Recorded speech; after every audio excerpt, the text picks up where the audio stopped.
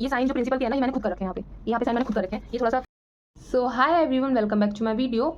Last time जब मैंने articleship से ट्रांसफ़र लिया था तो मेरे पास कोई क्लू नहीं था, कोई भी ऐसा कोई फ्रेंड नहीं था जिससे मैं अच्छे से डिस्कस कर सकूं, या फिर ऐसी कोई यूट्यूब वीडियो भी नहीं थी जिसमें एक फुल डिटेल वीडियो बना रखी होगी कि आपको ट्रांसफ़र स्टार्टिंग से कैसे लेना है या फिर क्या प्रोसीजर है। तो जब मैंने ये वीडियो बनाई, जब मैंने अपना ट्रांसफ़र लिया था कि मुझे क्या क्या प्रॉब्लम हुई, मैंने क्या क्या डॉक्यूमेंट्स लगाए, तो उस वीडियो के कमेंट सेक्शंस में उसके बाद भी बहुत सारे क्वेश्चन, जो क्वेश्चन वैलिड है, लाइक वैलिड तो सारे ही हैं, लेकिन जिनके आंसर मेरे को लॉजिकली पता है तो मैं उनका आंसर एकदम अच्छे से कर सकती हूँ, लाइक कि उसमें कोई कन्फ्यूज़न नहीं होगी। जैसे कि अभी एक क्वेश्चन है कि while filing form 109 do you have to fill the details of new form. No, बिल्कुल भी नहीं। जब मेरे को कहीं से ट्रांसफ़र लेना है तो मैं उसे क्यों बताऊँगी कि मैं कहाँ जा रही हूँ, मैं तो नहीं बताऊँगी। तो मैंने नई फर्म की इन्फॉर्मेशन बिल्कुल भी नहीं दी थी। मैंने, हाँ, मेरा वो क्या था, लॉजिक रहा था, मैंने क्या रीज़न दिया था, रीज़न मैंने प्रिंसिपल को दिया था ताकि वो मुझे ट्रांसफ़र दे दे, ठीक है। तो मैंने उसे ट्रांसफ़र के लिए ऐसे मनाया था कि मैं अभी यहाँ रह रही हूँ प्रेजेंटली, जो मेरी लोकेशन है, मैं यहाँ से शिफ्ट कर रही हूँ बिकॉज मेरे घर में बहुत ज़्यादा ड्रामा चल रहा है, लाइक लड़ाई झगड़ा टाइप चल रहा है, ओके। और मेरी जो बड़े भैया है वो मुझे अपने पास रखना चाहते हैं और वो इधर नहीं रखना चाहते हैं क्योंकि मेरी स्टडीज़ कॉम्प्रोमाइज़ होगी करके। तो मैंने ये ड्रामा क्रिएट किया था कि मैं अपने बड़े भाई के साथ वहाँ रहूँगी, और मेरा बड़ा भाई एक्चुअली थोड़ा सा लोकेशन दूर है, ओके। झूठ भी बोल दूँ, उन्हें क्या ही पता है। अगर ठीक है, अगर उन्होंने किसी भी चीज़ का सबूत माँगा है तो वो चीज़ होनी चाहिए, मतलब उस चीज़ के लिए प्रिपेयर रहो कि मेरे पास, हाँ, मेरे पास भाई है तो वो मेरे लिए ऐसे सपोर्ट करेगा और ये बोल देगा। तो एक पॉइंट के बाद मैंने भाई से जो भी है बात भी करा दी, भाई ने बात कर ली तो उन्होंने बोला ठीक है हम बात करते हैं। तो 1 महीना तो उन्होंने ले लिया मेरा ट्रांसफ़र में। तो अभी जिसका भी जैसा है कि एक क्वेश्चन आ रखा है कि ईड आईडी तो हमारी हर फॉरनाइट सबमिट होती है, तो मंथ एंड में कैसे ट्रांसफ़र होगा। देखो, अभी आपने एप्लीकेशन डाली है तो वो ज़रूरी थोड़ी कि नेक्स्ट डे आपको जो प्रिंसिपल है वो बोल दे कि हाँ चलो मैं साइन कर रहा हूँ। अगर ऐसा हो भी जाता है तो बहुत अच्छा है, क्योंकि जो आपकी जो प्रेजेंट और जो भी आर्टिकलशिप से रिलेटेड है वो ओल्ड प्रिंसिपल उस पर साइन करेगा, और जो न्यू प्रिंसिपल बनेगा ट्रांसफ़र के बाद उसकी लाइन में उसकी चीज़ें रहेंगी, तो वो दोनों अलग अलग ही चीज़ें हो जाएंगी। मेरे ख्याल से तो इतना ही होना चाहिए, क्योंकि ट्रांसफ़र लेने के बाद वाला प्रोसेस और ट्रांसफ़र के पहले वाला प्रोसेस दोनों एक अलग अलग चीज़ें हैं। आई थिंक समझ रहे हो, ठीक है। क्योंकि जो ई डायरी वाला कॉन्सेप्ट है ना, वो जो जनवरी से स्टार्ट हुआ है, तो उसके एक्चुअली है ना इतना कुछ लॉजिक और कॉन्सेप्ट मेरे को पता नहीं, लेकिन इतना तो है ही, अगर आप विद इन 1 ईयर ट्रांसफ़र ले रहे हो तो आपकी जितनी भी लीव्स है या फिर आपने जितना भी आर्टिकलशिप में अपना टाइम डिवोट किया है वो ज़ीरो तो नहीं होगा। ये तो कॉमन सेंस वाली बात है ना, तो वो ज़ीरो तो नहीं होगा। अगर आपका प्रिंसिपल बोलता है कि हम आपकी लीव्स ज़्यादा लगा देंगे या फिर आपका हम एक्सटेंड कर देंगे टाइम, तो वो चीज़ अलग हो जाती है। फिर एक क्वेश्चन है मेरे पास कि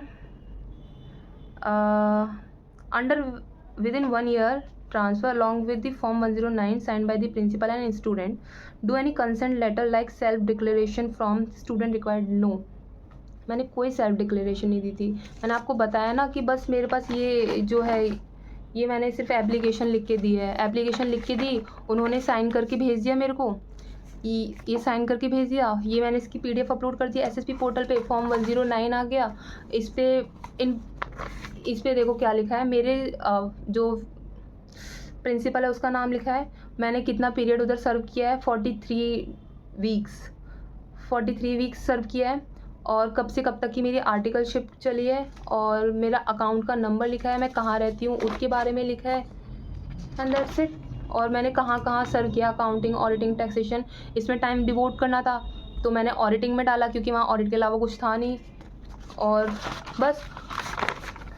और इसमें है ना एक्चुअली, वैसे काम की बात तो नहीं है, ये साइन जो प्रिंसिपल के है ना, ये मैंने खुद कर रखे हैं यहाँ पे साइन मैंने खुद कर रखे हैं। ये थोड़ा सा फनी चीज़ हो जाएगी, ठीक है, मैंने इतना बता दिया काफ़ी है कि मैंने सीए के साइन खुद कर रखे हैं। हुआ क्या था कि मैंने ये पीडीएफ भेज दी थी कि साइन करा के भेजो, क्योंकि मैं तो यहाँ हुई नहीं, मैं तो आउट ऑफ टाउन चली जा चुकी हूँ। तो उन्होंने साइन करके मेरे को भेज दिया। अब मैं इसका बार बार प्रिंट तो निकालने से रही, तो मैंने इस पर खुद ही साइन कर दिए थे, कॉपी पेस्ट। इतना तो सीख ही लिया था उनकी फर्म में, control C control V. Principal agree हो चुके हैं, बट रीज़न क्या डालूँ समझ नहीं आ रहा। अभी प्रिंसिपल रेडी हो चुके हैं आपके, विद इन 1 ईयर है, तो कोई रीज़न डालने की ज़रूरत नहीं है, ये आपकी एप्लीकेशन सिंपल चली जाएगी। लेकिन आफ्टर अ ईयर है तो इसमें प्रॉब्लम ऑफकोर्स होगी, क्योंकि जो आपके हमारी फर्म है, वो हमारी ICAI है, वो बोलती है कि आफ्टर 1 ईयर आपको ट्रांसफ़र नहीं लेना है करके, आपको उसके लिए रीज़न देना पड़ेगा।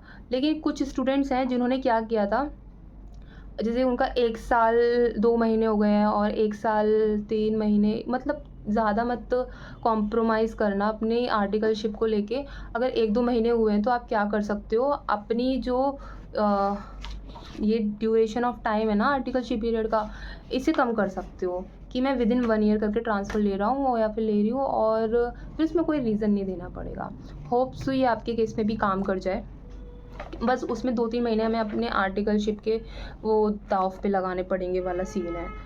और ठीक है, प्रिंसिपल एग्री हो चुके हैं, इसका मैंने आंसर कर दिया। सी आर्टिकलशिप टर्मिनेशन में जो पीरियड सर्व किया है वो ज़ीरो हो जाता, नहीं ज़ीरो क्यों होगा, आपने जो पीरियड ऑलरेडी सर्व कर दिया वो कैसे ज़ीरो हो सकता है ना, वो ज़ीरो नहीं होगा, कोई मतलब ही नहीं है। और टर्मिनेशन के लिए रीज़न देना होता है, अगर विद इन 1 ईयर है तो देखो, termination is equal to transferred, मैं समझ रही हूँ। विद इन 1 ईयर है तो कोई रीज़न इसमें तो नहीं देना है, जो हमें पोर्टल पे डालना है उसमें कोई रीज़न नहीं देना है। लेकिन आपको प्रिंसिपल को तो बताने के लिए कोई तो रीज़न देना ही पड़ेगा ना, तो रीज़न अच्छा सा आपको अपने दिमाग से बनाना पड़ेगा कि क्या रीज़न देना है। मैंने तो जैसे अपना फैमिली इशू बताया था, अब बिना फैमिली इशू के वो मेरे को ट्रांसफ़र नहीं देती, वो उस फर्म से निकलना बहुत मुश्किल था, मेरे को ड्रामा क्रिएट करना पड़ा। वो मेरी मतलब ठीक है, माइंड गेम खेलना पड़ेगा अगर आपको वहाँ से बाहर निकलना है। मैं नहीं रह सकती थी 2 साल कॉन्करेंट ऑडिट में, सॉरी, क्योंकि वहाँ पे बटरिंग करने वाले स्टूडेंट्स थे जिन्हें कंपनी ऑडिट्स मिल रही थी।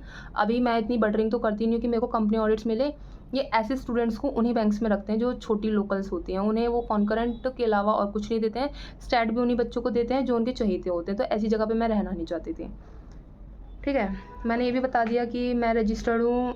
हाँ, यू आर रजिस्टर्ड इन, मैं कहाँ पे रजिस्टर्ड हूँ, कहाँ पर, इन द सेंस मैं ओल्ड रिजीम में हूँ कि न्यू रिजीम में हूँ। फ़िलहाल मैं न्यू रिजीम में ही रजिस्टर्ड हूँ, लेकिन मेरा जो आर्टिकलशिप का पीरियड है वो जनवरी से पहले स्टार्ट हो गया था, जस्ट 1 मंथ पहले दिसंबर में। तो इसलिए मेरे को ई डायरी की ज़रूरत है नहीं, और ना मेरे पे वो मैंडेटरी है ई डायरी का कॉन्सेप्ट। तो इसलिए मेरे को ई डायरी के बारे में फ़िलहाल अभी कुछ पता नहीं है। कुछ मतलब इतना डिटेल में नहीं पता है, ऊपर से पता है कि ई डायरी में क्या-क्या चाहिए होता है, क्या-क्या लगता है और क्या-क्या उसमें इन्फॉर्मेशन देनी होती है।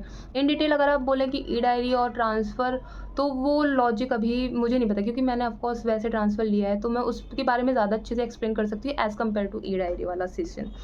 ठीक है, ओके, दैट्स इट। यही थी मेरी ट्रांसफ़र से रिलेटेड चीज़ें। अगर आपको फिर भी कोई इश्यू या फिर कोई डॉक्यूमेंट्स में कोई प्रॉब्लम आ रही हो तो फिर भी बता देना, इसमें कोई प्रॉब्लम नहीं है। हम लोग एक दूसरे की हेल्प नहीं करेंगे तो कौन करेगा, है ना? और okay, thank you, bye bye, hope so you are doing great in your life and your exams. Bye bye.